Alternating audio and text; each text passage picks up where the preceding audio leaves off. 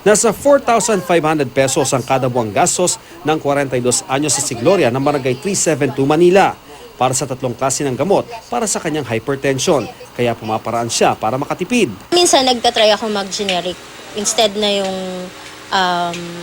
may mga brand na na maintenance. Dahil sa umiiral na train law, wala na ang 12% VAT sa mga gamot para sa hypertension o high blood, mataas na kolesterol at diabetes. Dahil dito, higit 500 piso kada buwan ang matitipid ng mga gaya ni Gloria.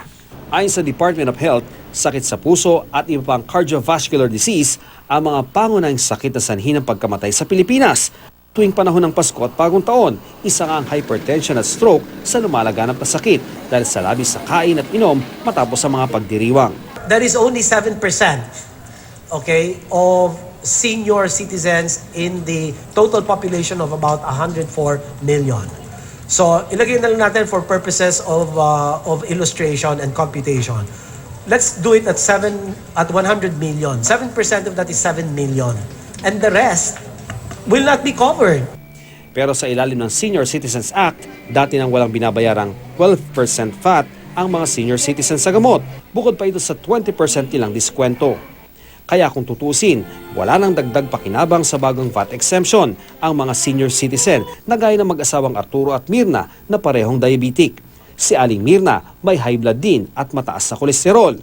7,000 piso kada buwan ang gastos nila sa iba't ibang gamot. Malaking bagay raw sana kung magkakaroon din sila ng iba pang diskwento sa gamot.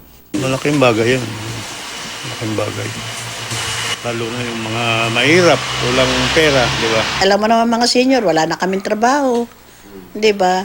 Yung makakatipid kami, mababawasan ang gastos namin. Malaking bagay. Magandang balita para sa mga umiinom ng pang-maintenance na gamot ang pag-aalis ng VAT nito. Pero ang pag-inom ng gamot mas magiging epektibo kung sasamahan ng ehersisyo at healthy lifestyle. Nasa website na rin ng DOH ang listahan ng mga gamot na maaaring makakuha ng diskwento.